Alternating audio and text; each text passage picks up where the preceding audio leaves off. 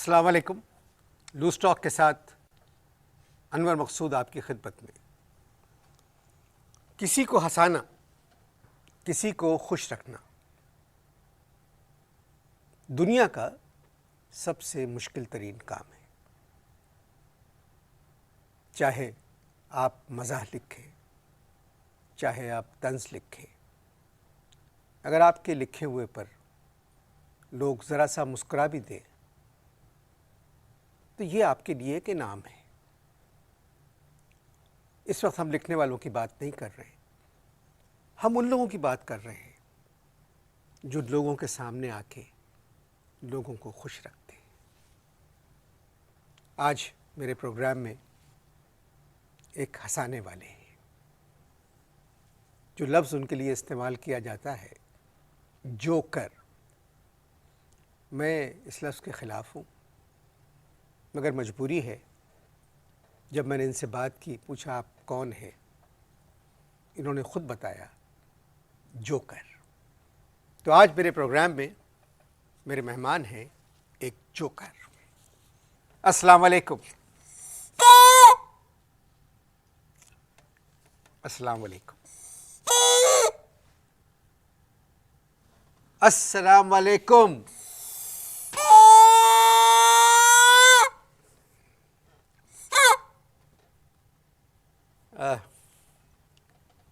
आप किसी सर्कस में नहीं आए हैं। इसको निकालते हैं प्लीज, मुझे आपसे बात करना है। मैं आपका इंटरव्यू कर रहा हूँ। ये जो है आपको कितना अच्छा लगा। आप जो है मैंने नोट किया कि जैसे ये इसमें से पू पू की आवाज आ रही थी, आप भी अंदर से हंस रहे थे।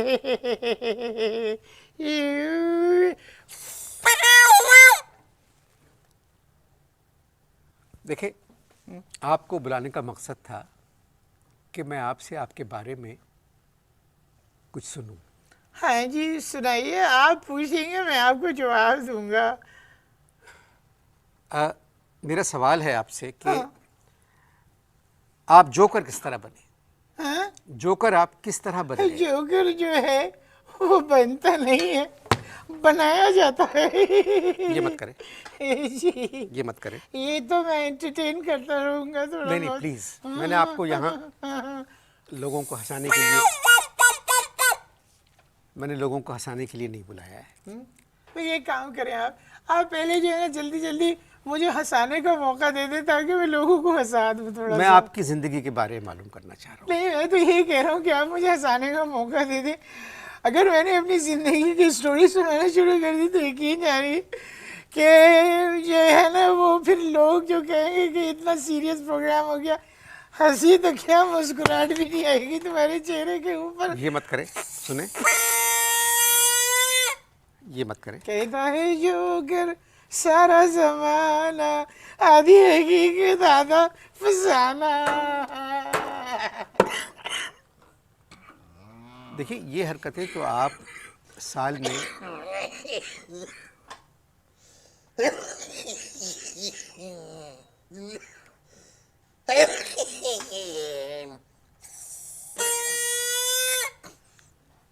आपकी सारी जिंदगी यही हरकतें करते गुजरी है। जी मैंने आपको बुलाया है कि मैं आपसे बात करूं। हाँ जी, तो करें। मैं तो चुप तो नहीं हूँ, मैं तो बोल ही जा रहा हूँ ना।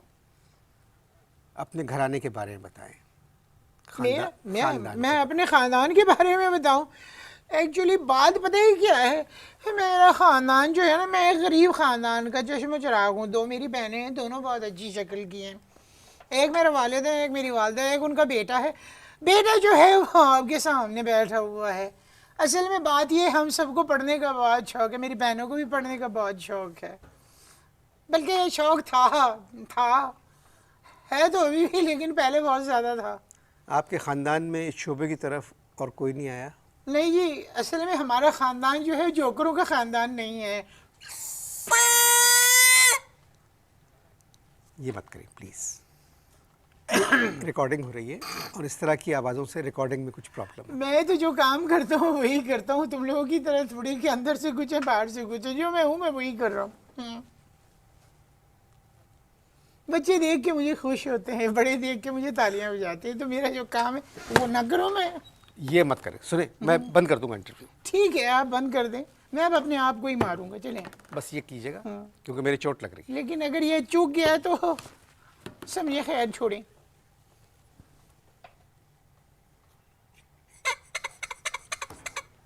इसको हाथ ना लगाना, ये मेरी रोटी रोजी है। अगर इस पे किसी ने हाथ डालने की कोशिश की तो मैं उसका बहुत बुरा अंजाम करता हूँ। कभी दिल धड़कते हुए देखा है? नहीं। ये देखो, ऐसे धड़कता है दिल। और जिसका दिल अगर अटैक हो जाता है तो कैसे धड़कता है? आधा धड़कता है। और अगर बिल्कुल ही वो हो जाए तो ये हो जाता है।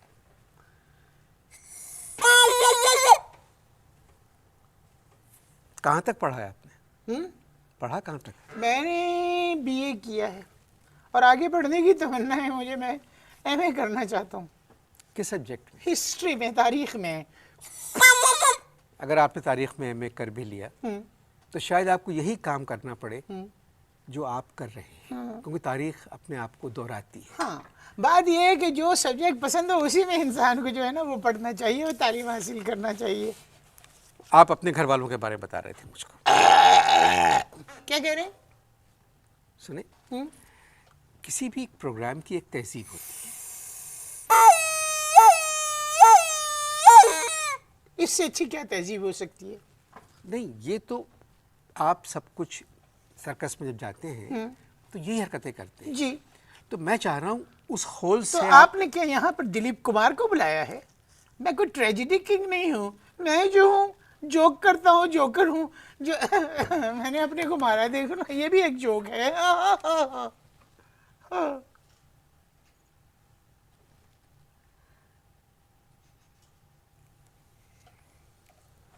आप अपने घर वालों के बारे में मुझे बता रहे थे। मैं तो कह रहा हूँ अगर हंसाना है तो हंसवा ले जल्दी से, क्योंकि मैं नहीं चाहता कि ट्रेजेडी शुरू हो जाए। और अगर मैंने कहानी सुनाना शुरू कर दी तो आपके जो नाज़रीन है, देखने वाले, वो कहेंगे कि ये किस किस्म का प्रोग्राम है, इसमें हंसी तो क्या मुस्कुराहट तक भी नहीं आई और ये फेल हो गया, इसमें कोई जोक ही नहीं था, बहुत ठोस प्रोग्राम था। ये कह रहा हूँ मैं। बातचीत जारी है मेरी इनसे। मिलते हैं एक पौ के बाद।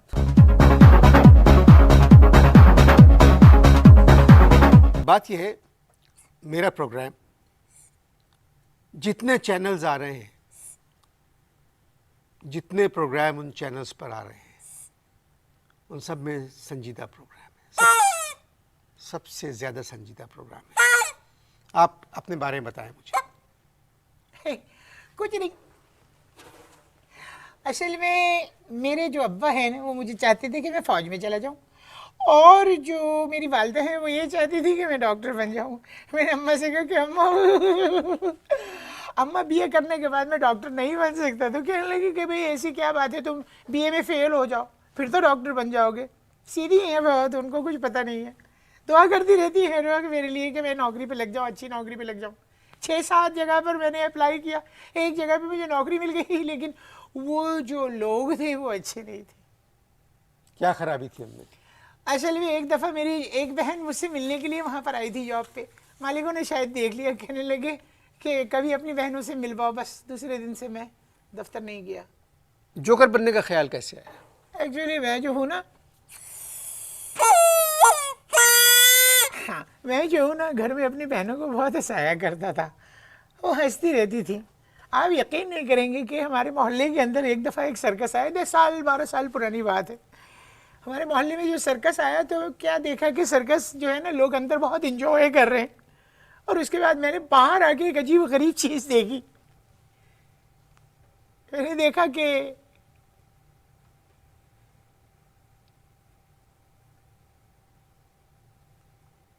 एक सर्कस के बाहर एक इलेक्ट्रिक पोल के नीचे एक जोकर बैठा हुआ रो रहा था, और एक अजीब तमाशा था। उसके इर्द गिर्द जमा जितने भी लोग थे वो कह लगा रहे थे।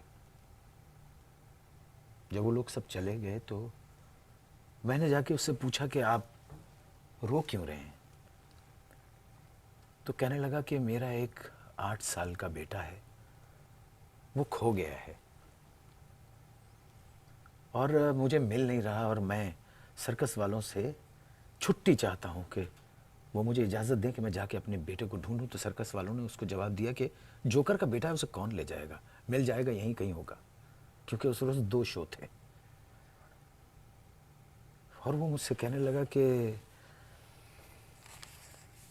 मैं ये नौकरी छोड़ना नहीं चाहता हूँ, इसलिए कि मुझे यही एक काम आता है, लोगों को हंसाना, लोगों को खुश करना।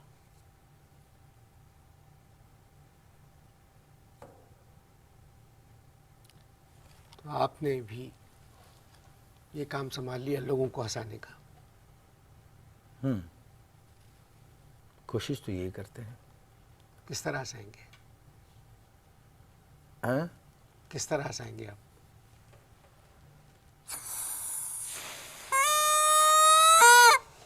आई मुस्कुराहट चेहरे पे। चलिए, मुझे लग रहा है कि बहुत मज़ेदार कहानी है आपकी। आप मुझे थोड़ा सा हंसाने दें, बड़ा मजा आएगा, बड़ा मजा आएगा। आप मुझे हंसाने दें। किस तरह हंसाएंगे आप? अगर मैं नहीं हंसा सका तो कम से कम लोग तालियां तो बजा देंगे। चलिए, आपकी मर्जी। कुछ आइटम सुनाओ, जो मर्जी। कुछ आइटम सुनाओ। जी बिल्कुल। देखिए, एक आदमी 10 मंजिल से गिरता है तो पहले उसकी चीख आती है, बाद में उसकी गिरने की आवाज आती है आ ठक। और अगर 2 मंजिल से गिरता है तो पहले आवाज आती है ठक आ।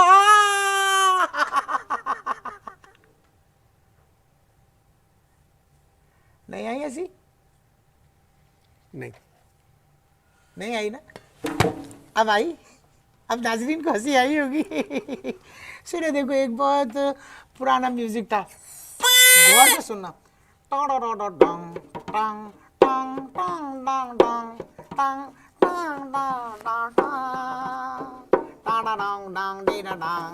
कैसी? अच्छा, मैं कुछ साउंड इफेक्ट सुनाता हूँ, हैं? टेबल टेनिस की जो गेंद है ना, जब टेबल पर होती है तो उसकी आवाज़ दूसरी होती है, जब टेबल से गिर जाती है तो उसकी आवाज़ तब्दील हो जाती है।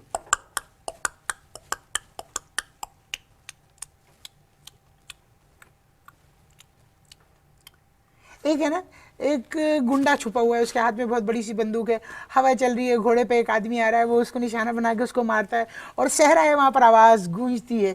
सुने,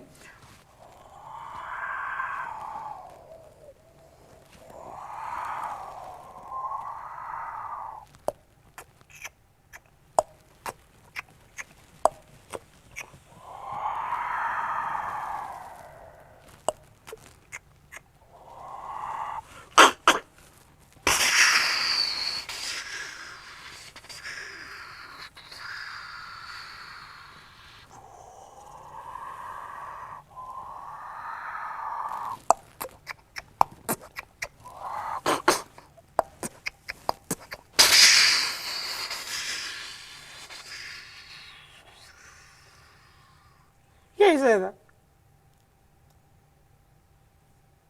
ताली नहीं बजाई आपने?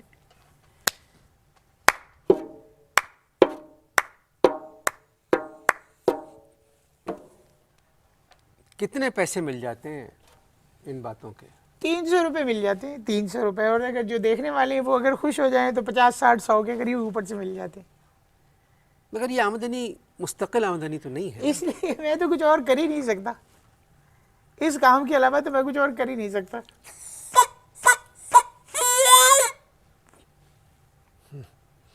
वो जो किस्सा सुना रहे थे आप जोकर का, कि वो रोने वाले जोकर का, तो वो अधूरा रह गया। बहुत सी बातें ज़िंदगी में अधूरी रह जाती हैं। जोकर रोए जा रहा है, लोग हंस रहे हैं। जब सारे लोग चले गए तो मैंने जाके जोकर से पूछा कि ये हंस क्यों रहे थे। जोकर कहने लगा कि वो ये समझ रहे थे कि शायद मैं कोई परफॉर्मेंस कर रहा हूँ। मेरा दिल बड़ा दुखा। मैंने उससे कहा कि मुझे मेकअप कर दो और अपने कपड़े पहना दो और तुम जाओ जाके अपने बेटे को ढूंढो। मेरी बहनें रोने लगी। मैंने उनको समझाया और वो जोकर दुआएं देता हुआ वहाँ से चला गया। गुफ्तगू जारी है, मिलते हैं कुछ आंसुओं के बाद।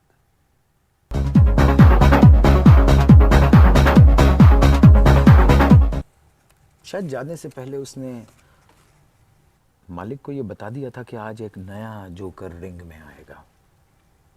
मैं गया, घबराया हुआ, सहमा हुआ, कोई तजर्बा नहीं, पहली दफ़ा वहाँ सर्कस में गया, उल्टी सीधी हरकतें की, लेकिन अनवर साहब लोगों को बहुत हंसाया मैंने, बहुत खुश हुए लोग, मालिक बड़ा खुश हुआ।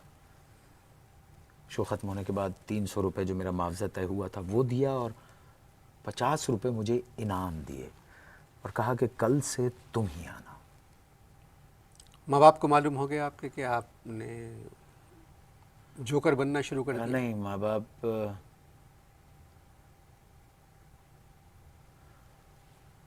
उनको तो शायद ऐसा कुछ इल्म था कि मैं किसी को पढ़ाने जाता हूँ, ट्यूशन देता हूँ।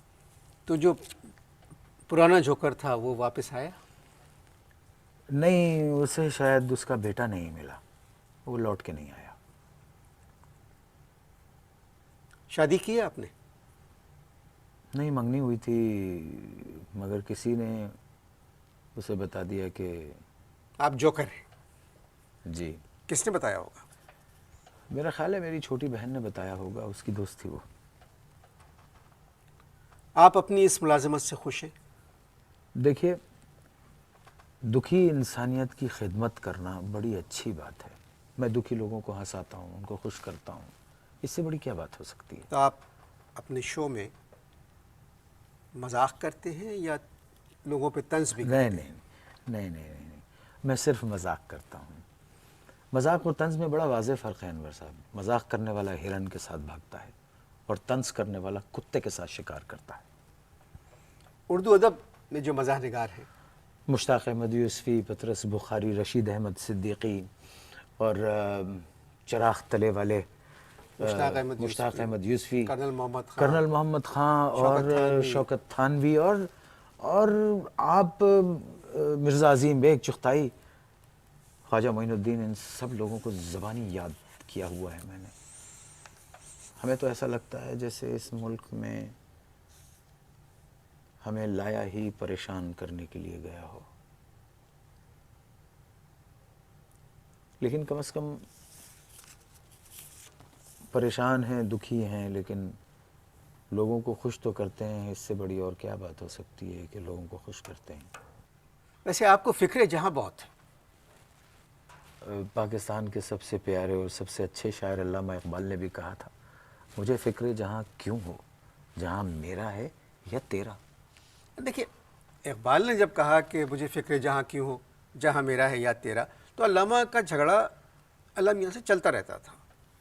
शिकवा भी लिख दिया, इस तरह की शायरी भी की। मगर आप तो शायर भी नहीं हैं। मगर मैं इंसान तो हूँ। सर्कस में परेशान हाल लोग 5 रुपए का टिकट लेके कम से कम 15-20 रुपए का हंस तो लेते हैं, हंसते हैं, वो खुश होते हैं, बहुत खुश होते हैं, तालियां बजाते हैं। मुझे भी आपसे मिलके इतनी खुशी हुई है, मैं बयान नहीं कर सकता। आप बहुत अच्छे इंसान हैं, बहुत अच्छे इंसान हैं आप। मगर इतने अच्छे इंसान की आंखों में आंसू नहीं होते। नहीं नहीं नहीं, मैं ये दूसरों के लिए नहीं, अपने लिए रो रहा हूँ, अपने पर रो रहा हूँ। बहादुर हैं आप तो। जो कुछ आप कर रहे हैं, आप इंसानियत की खिदमत कर रहे हैं। ये बड़ी बहादुरी का काम है कि एक टेंट में जाके, जब दिल भी नहीं चाह रहा है, जब घर वालों की परेशानियां जहन पर हैं, आंखों में यादें हैं उन लोगों की जो आपका इंतज़ार कर रहे हैं आपके घर पे, बच्चों के रोने की आवाज़ आपके कानों में आ रही है, उसके बावजूद आप कुर्सियों पर बैठे हुए लोगों को हंसा रहे हैं और हंसते हंसते उन्हें कुर्सियों से गिरा रहे हैं। ये तो बड़ी बहादुरी की बात है। फिल्म वगैरह देखते हैं आप? एक ही फिल्म देखी थी और उस फिल्म का नाम था मेरा नाम है जोकर। आज भी अपने हर शो का इख्तिताम उसी गाने से करता हूँ। कौन से गाने से? जीना यहाँ मरना यहाँ, इसके सिवा जाना कहाँ। जी चाहे जब हमको आवाज दो, हम हैं वहीं हम थे जहाँ, अपने यही दोनों जहाँ, इसके सिवा जाना कहाँ। ये मेरा गीत जीवन संगीत, कल भी कोई दोहराएगा, जग को हंसाने बहरूपिया रूप बदल के आएगा। रहेंगे यहीं अपने निशान, इसके सिवा जाना का।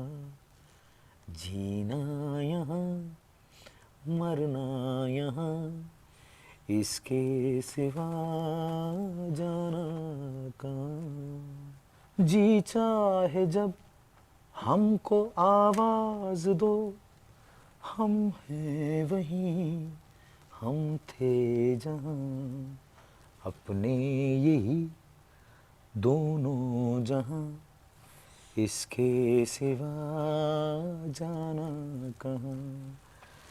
ये मेरा गीत जीवन संगीत, कल भी कोई दोहराएगा, जग को हंसाने बहरूपिया रूप बदल के